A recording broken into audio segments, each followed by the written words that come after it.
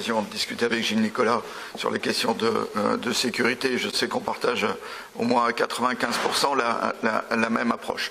Ensuite, et ça a été dit, je suis d'accord avec Elisabeth Lefranc, je crois que c'est important de respecter les contrats démocratiques passés. Donc, Madame le maire s'est engagée sur la vidéosurveillance.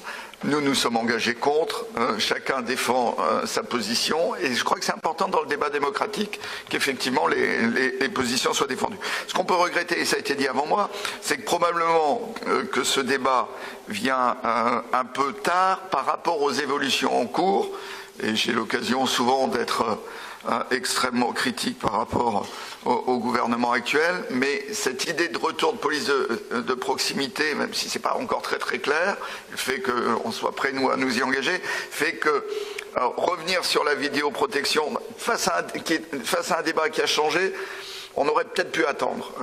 Et je pense que l'important, c'est effectivement de savoir si on va ou pas véritablement remettre des polices de proximité sur l'ensemble du territoire. C'est ça le débat essentiel. Et qu'effectivement, c'est l'occasion de dire qu'on a vécu une décennie catastrophique. Les deux ministres de l'Intérieur qui se sont succédés, Nicolas Sarkozy et Manuel Valls, ont fait n'importe quoi.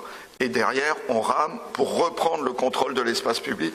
Et ça, je crois que dans le débat, il faut le redire, il y a eu de l'irresponsabilité sur les ministres de l'Intérieur qui se sont succédés et on a perdu du coup une partie du contrôle de l'espace public. Néanmoins, et moi je voterai contre cette délibération, je pense, y compris dans la manière dont ça a été présenté par Gilles Nicolas, qu'il y a aujourd'hui dans le débat une double résignation et peut-être un peu un manque d'ambition. La double résignation, c'est d'abord, et ça a été dit, de dire finalement on répond à une pression de l'opinion publique, et de l'opinion publique nantaise, qui pense que les caméras vont être un élément de leur propre sécurité, et qu'il est difficile aujourd'hui, face à un problème réel, et ça nul n'en doute, sur ce sentiment d'insécurité, il est difficile de résister à cette pression-là. Et ça a été dit, c'était le point 2 des 4 points qui ont été présentés. Ça, c'est une forme de résignation. Mais la deuxième résignation, et c'est celle-là qui, à mon avis, est problématique dans le débat sur la vidéosurveillance, qui est plus une vidéosurveillance qu'une vidéoprotection, on peut utiliser les mots qu'on veut, mais c'est quand même ça, c'est que derrière la vidéosurveillance, il y a le sentiment qu'on ne peut pas tenir la totalité de l'espace public. C'est ça, fondamentalement, les caméras. C'est de dire, y compris dans la manière dont on va les disposer ici, c'est de dire qu'aujourd'hui, on n'a pas les moyens de tenir la totalité de l'espace public, donc on va concentrer des moyens sur des éléments clés, y compris de l'espace public du vivre ensemble. Parce que mettre les caméras de vidéosurveillance sur les places, c'est pour maintenir du vivre ensemble. Mais on sait très bien que derrière, il y aura donc des espaces qui, eux, ne seront pas évidemment sous vidéo, et qu'on va déplacer les problèmes. Et que dans un certain nombre de territoires, je ne dis pas un territoire nantais, on ne va pas se faire de faux débats entre nous, on sait que des valeurs communes nous animent, mais que dans un certain nombre de territoires en France, derrière l'installation de la vidéo, il y a l'acceptation que le territoire ne sera pas traité de la même manière suivant les endroits. C'est ça le fond idéologique qui est derrière en partie la vidéo. Et donc quand je dis que derrière le fait qu'on y aille nous aussi, il y a aussi ce risque-là, c'est que du coup on ne va pas au bout de notre ambition.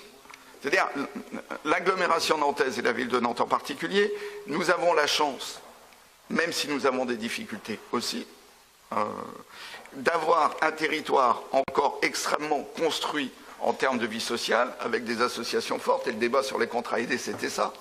Un territoire plutôt plus riche que d'autres, donc avec des moyens, et que les moyens qu'on met sur la vidéosurveillance, on ne les met pas, parce qu'il faut faire quand même le calcul, 20 équivalents temps plein de police de proximité, mais le coût de la vidéosurveillance, entre l'investissement et le centre, c'est à peu près 30 équivalents temps plein. On peut discuter à 1 ou 2 temps plein, mais entre l'investissement et les gens qui seront à regarder les caméras ou à animer les dispositifs de suivi des caméras, ça doit être à peu près de cet ordre-là.